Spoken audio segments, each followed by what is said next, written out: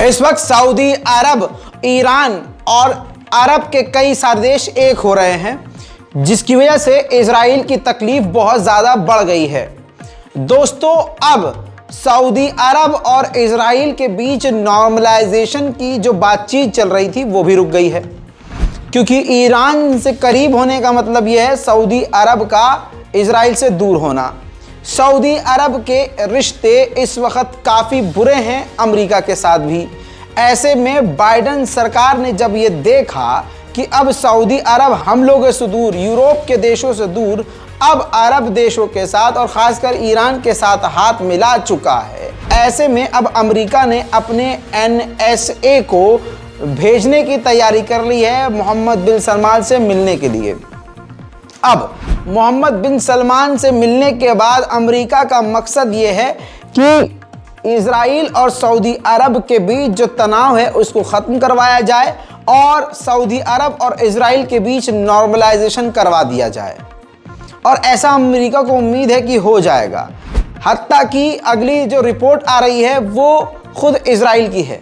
Israel की सरकार का ये मानना है कि मोहम्मद बिन सलमान की सरकार मान जाएगी और इजराइल के साथ नॉर्मलाइजेशन कर लेगी, और इजराइल के साथ नॉर्मलाइजेशन करवाने में अमेरिका को भी बड़ा फ़ायदा है।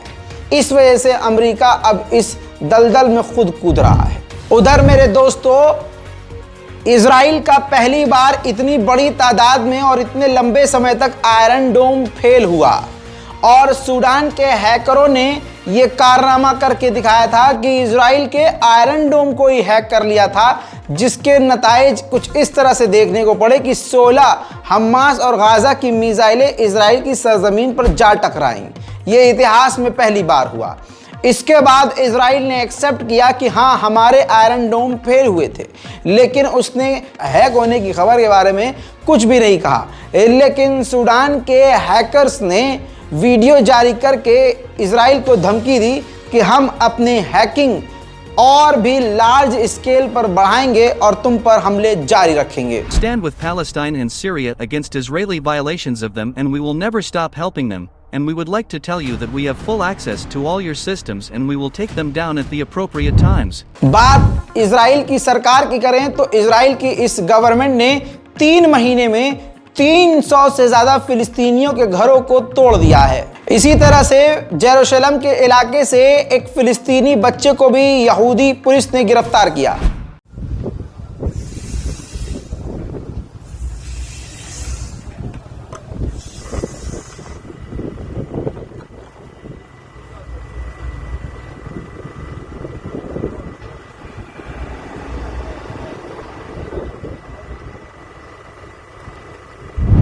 इसके अलावा एक आदमी को, फिलिस्तीनी मर्द को हेब्रोन के इलाके से इजराइल की मिलिट्री ने गिरफ्तार किया।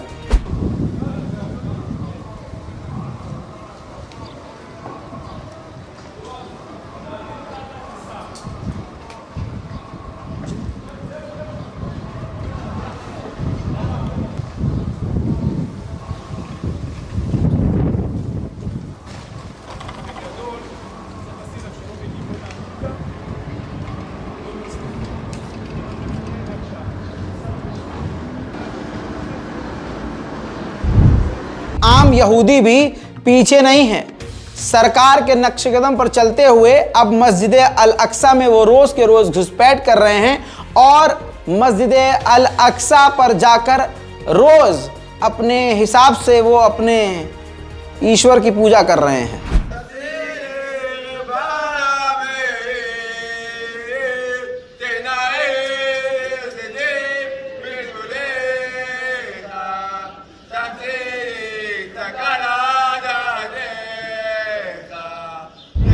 इजराइल को फिलिस्तीन पर कब्जा किए 75 साल हुए हैं। अपने आप को देश घोषित किए हुए 75 साल हुए हैं। इस अवसर पर UAE में इजराइल की जो अम्बेसी है, उस इजरायली अम्बेसी ने UAE के अधिकारियों के साथ मिलकर जश्न मनाया। इस दौरान UAE के नकली मुसलमान, नकली अरबियों ने इजराइलियों के इस जश्न में शामिल होकर उनके साथ गाने गाए। ये अपने आप को बेहतरीन मुसलमान कहते हैं जो नाच रहे हैं, गा रहे हैं और इस्लाम के दुश्मन के साथ कंधे से कंधा मिलाकर खड़े हैं।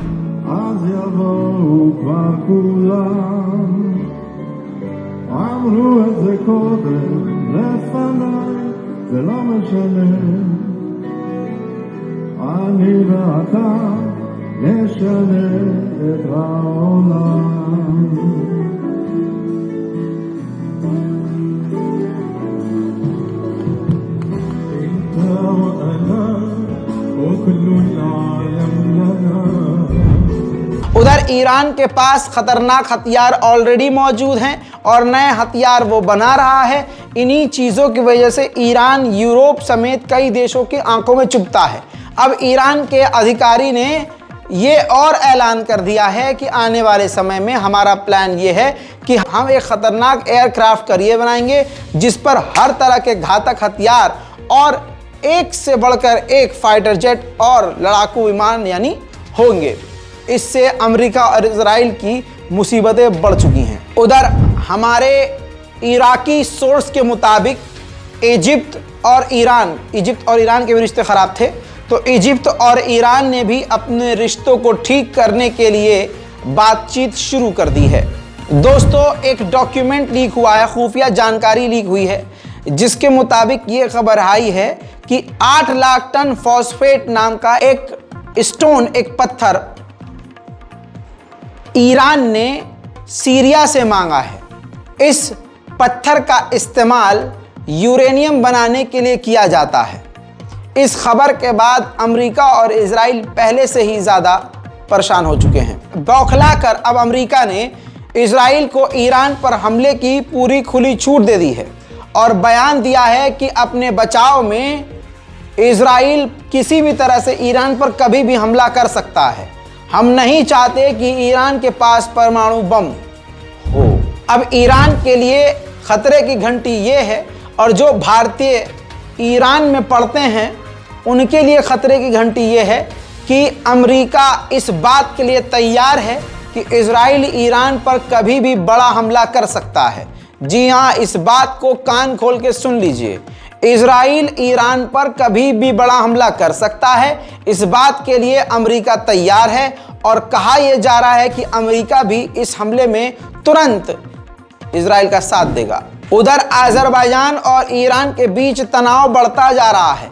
अभी पिछले हफ्ते खबर आई थी कि ईरान के एम्बेसडर को अजरबैजान ने निकाल दिया है, जिसकी जवाबी कार्रवाई में टिट फॉर टैट की पॉलिसी का इस्तेमाल करते हुए ईरान ने भी 4 अजरबैजान के डिप्लोमेट को लात मारकर अजरबैजान भगा दिया है। उधर अमेरिका ईरान से इतना ज़्यादा खौफजदा और इरिटेट और परेशान है कि अब मिडिल ईस्ट के समुद्र के इलाके यानी ईरान के समुद्र के आसपास वो समुद्री रोबोट और तैनात करने का ऐलान कर चुका है।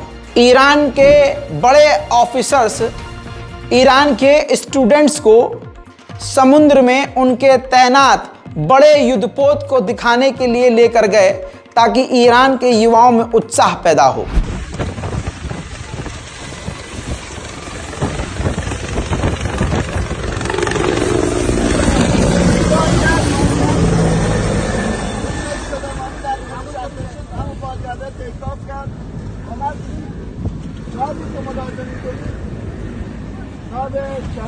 نادر مهدوی نمیدونم کی میشناسه شهید نادر مهدوی میکنه غیر از دکتر همین که بردن در کوهستان آمریکایی‌ها آفرین یه چیزی یادت هست یه چیزایی یادت هست ولی دکتر خیلی جوونا رو نمیشناسن شهید نادر مهدوی نمیشناسن بچه فقط یک کلمه بگه حضرت آقا گفت اگر شهید نادر مهدوی ماردیگر بود چه گواره ازش می‌خواست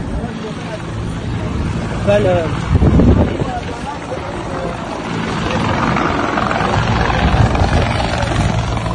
همه اون مؤلفه های رسمی که سردار تحصیل داد مدیرن از خدمتتون شناوری لازمی کنید بالا شناور میشه